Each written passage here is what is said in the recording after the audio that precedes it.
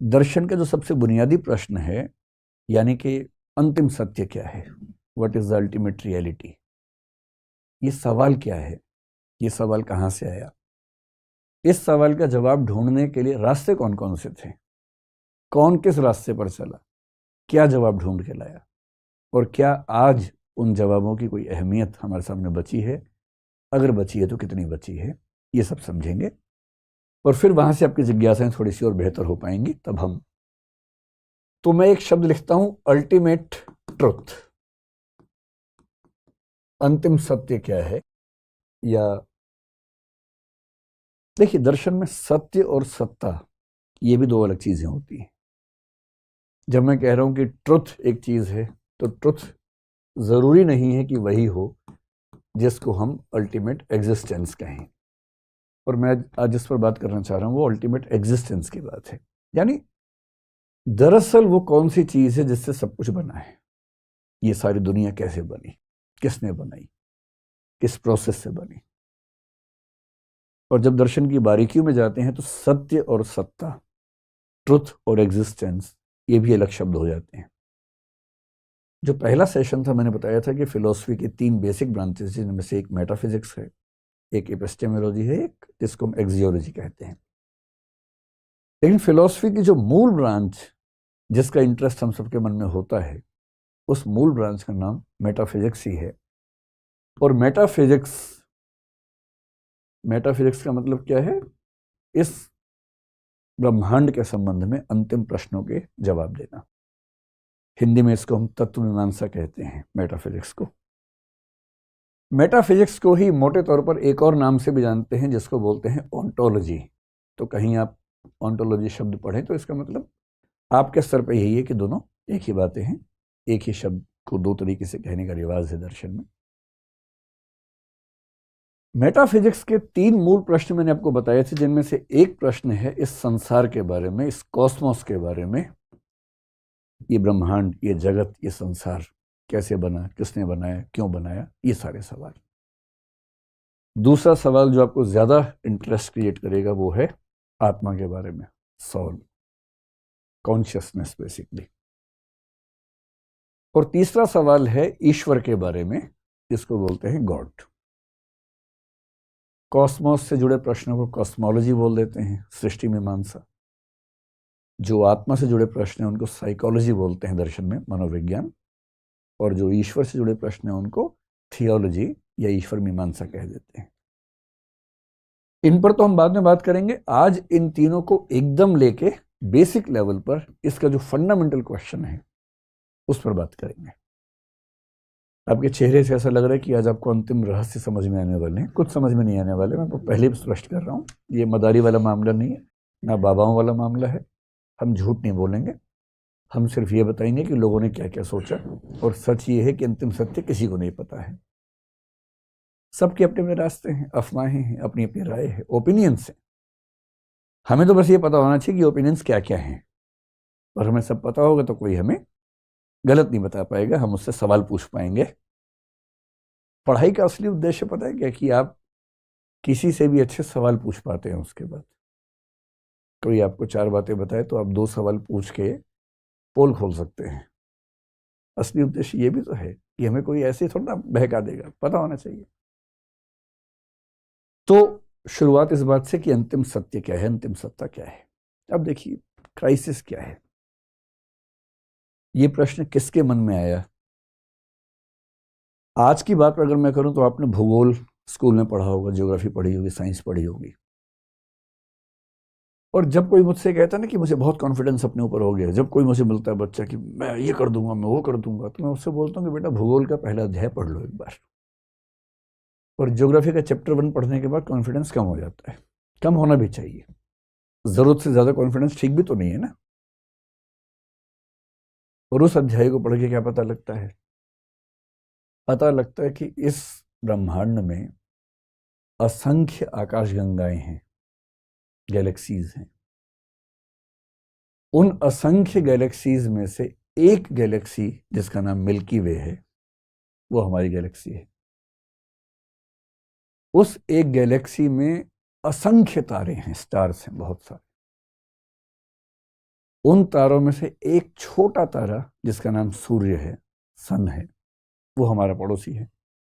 पड़ोसी मतलब 15 करोड़ वर्ष, मतलब ये किलोमीटर की दूरी पर लगभग। उस सूर्य के साथ जो ज्ञात ग्रह हैं वो 9 के आसपास हैं, उस पर डिबेट चलती रहती है। उन 9 ग्रहों में से एक ग्रह पृथ्वी है। उस पृथ्वी पर 1 ट्रिलियन के आसपास स्पीशीज हैं, 1 लाख करोड़ स्पीशीज हैं। उन स्पीशीज में से एक स्पीशीज होमो सेपियंस सेपियंस है। इस दुनिया में आज के समय में 800 करोड़ होमो सेपियंस सेपियंस जिंदा हैं, उनमें से एक मैं हूं। ये मेरी औकात है। हम सबकी हैसियत दरअसल इतनी ही है। कई बार भाव आते हैं मन में कि अरे मैं हूं तो दुनिया चल रही है, मैं नहीं रहूंगा दुनिया कैसे चलेगी। ये भाव आता है मन में, इस उम्र में ज्यादा आता है, आप लोगों की उम्र में। जब जब कॉन्फिडेंस ज्यादा होने लगे तो ये अध्याय पढ़ लीजिए भूगोल वाला। जब कम होने लगे तो मोटिवेशन की स्पीच सुन लीजिए कि तुम क्या नहीं कर सकते, तुम वो सब सुन लीजिए। उससे थोड़ा सा गुब्बारा फूल जाता है थोड़ी देर के लिए और अच्छी फीलिंग आती है। दोनों की अपनी वैल्यू है। कॉन्फिडेंस होना भी जरूरी है जीवन में, और एक सीमा से ज्यादा हवा में उड़ना ठीक नहीं है, ये भी उतना ही महत्वपूर्ण है। ये तो हम जानते हैं ना, उस समय के मनुष्य को नहीं पता था। जब फिलॉसफी की शुरुआत हुई उसको नहीं पता था कि आकाशगंगा क्या होती है। उस बेचारे को क्या पता कि तारे कितने होते हैं। वो तो समझिए कि एक ऐसी दुनिया में किसी को जाके पटक दिया। जैसे आपने वो पीके फिल्म देखी होगी, शायद पीके नाम था ना उस फिल्म का। किसी और ग्रह से कोई व्यक्ति आके गिर गया बेचारा, और वो मीनिंग निकालने की कोशिश कर रहे हैं कि ये क्या है, मैं कहाँ हूं। तो आज से 3 लाख साल पहले जब होमो सेपियंस सेपियंस बना, और आज से करीब 70-72 हजार साल पहले जब उसके अंदर सोचने की क्षमताएं विकसित हुई, जिसको कॉग्निटिव रिवॉल्यूशन कहते हैं। अब वो एक प्राणी, निहत्था सा प्राणी है इस संसार में। सोचने की क्षमता उसके पास है, लॉजिक है, रीजनिंग है उसके पास। और वो देख रहे कि सूर्य है, चंद्रमा है, पहाड़ हैं, नदियां हैं, बरसात आती है, पशु पक्षी हैं, कई पशु आते हैं, हमला करते हैं।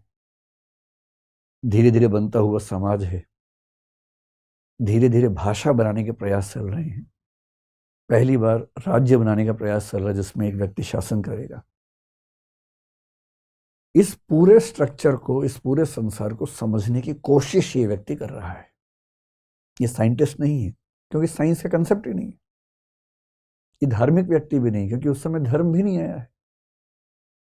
एक बेसिक बुनियादी दिमाग लेके समझना चाह रहा है इस रहस्य को कि मैं कहां पटक दिया गया हूं, मैं किस दुनिया में हूं, कैसे समझूं कि ये दुनिया क्या है, कैसे बनी, और मेरी इसमें क्या स्थिति है।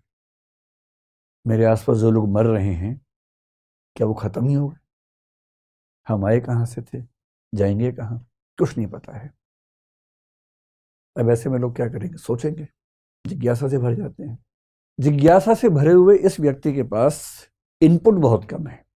देखिए, एक वैज्ञानिक जब निष्कर्ष निकालता है, कैसे निकालता है?